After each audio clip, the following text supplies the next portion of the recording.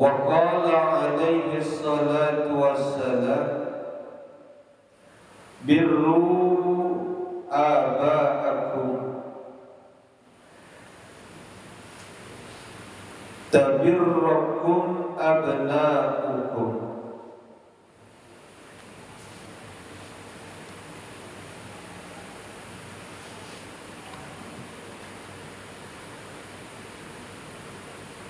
Wa iffu ta'iffa nisa'ukum.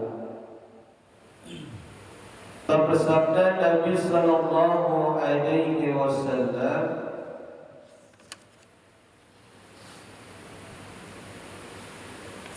berbaktilah kamu kepada kedua orang tuamu.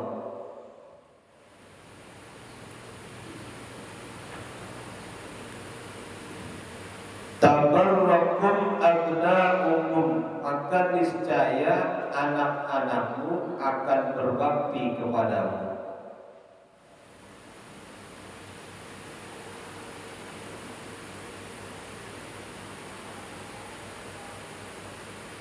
Wa iffu ta'iffa nisa'ukum, dan jagalah putri-putrimu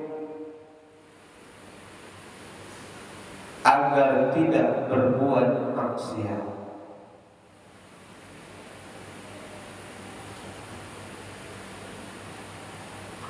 Nah, ini hadis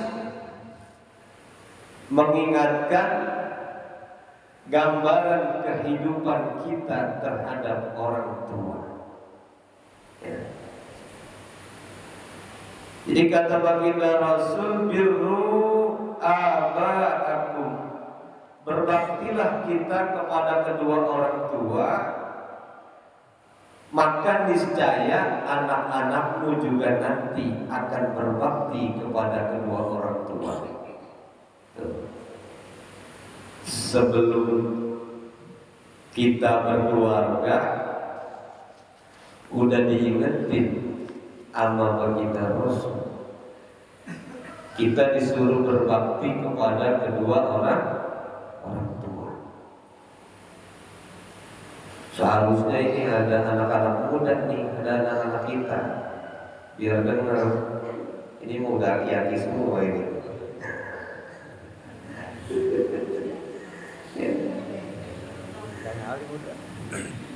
Ini udah aki-aki sama nenek-nenek semua ini.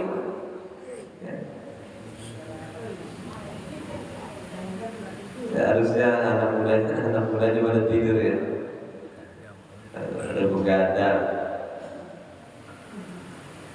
Tepat kalau ngomongin masalah berbakti sama orang tua ya, kepada anak-anak muda sebetulnya.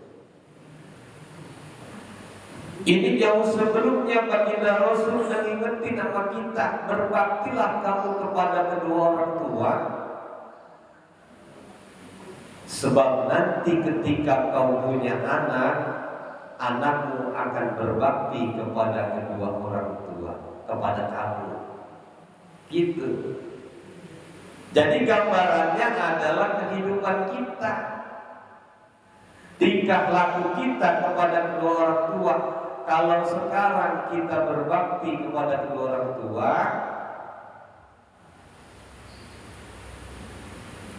nanti anak-anak kita juga akan sama berbakti kepada orang tua, mengikuti. Kebalikannya, kalau kita lagi masih posisi jadi anak, kita durhaka sama orang tua, kita tidak berbakti sama orang tua, maka anak kita akan menjadi cermin kita. Nanti kita kalau punya anak, digituin juga sama anak kita. Tuh, ada yang dalam hatinya gini, gua banget itu bang. Kayaknya kena banget itu sama saya. Ya Allah, anak kita akan ngikutin, anak kita akan nyontoh. Makanya kita berusaha semaksimal mungkin agar nyenengin kedua orang tua kita.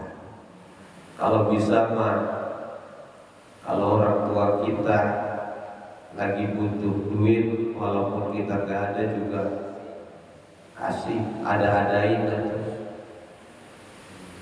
Jangan pakai orang tua kita minta, seharusnya mah ya, kita yang ngasih. Jadi pakai orang tua ngomong minta duit apa, lagi nggak punya duit begitu. Seharusnya nggak usah pakai begitu.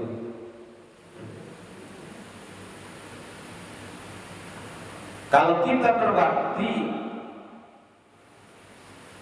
maka anak kita juga ngikutin berbakti.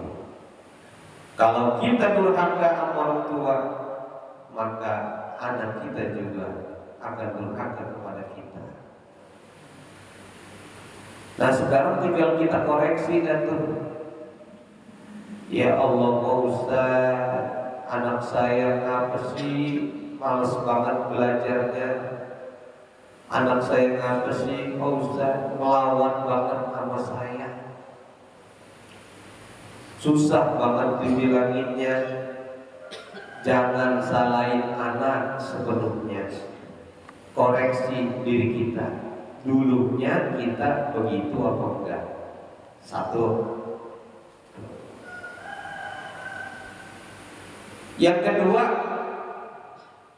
rezeki yang kita makan, rezeki yang anak kita makan, itu dari jalan yang halal apa yang haram. Buat makan keluarga, uang yang kita berikan ke istri kita, lalu diolah, beli beras, sayuran dan lain sebagainya, lauk pauk dimakan dan tuh sama anak-anak kita, sama kita, ya. Mengalir darah, ternyata rezekinya tidak halal. Itu, ya.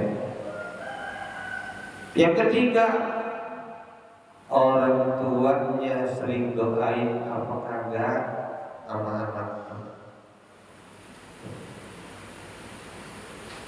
Anak nggak pernah didoain, doain anak yang lagi belajar.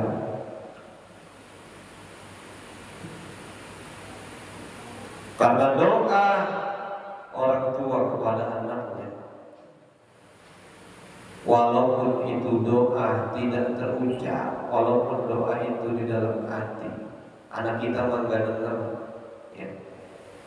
Tapi itu dahsyatnya luar biasa. Allah Maha Tahu, Allah Maha Tahu. Itu jadi jangan salahin anak kita sepenuhnya, kita koreksi diri kita juga. Nah ini diingat kita tuh sama baginda Rasul, ya. Berbaktilah kamu kepada kedua orang tuamu, niscaya anak-anakmu juga nanti akan berbakti kepadamu. Kebalikannya, kalau kamu durhaka sekarang sama orang tua, nanti kamu kalau punya anak, kemungkinan anakmu akan durhaka kepadamu.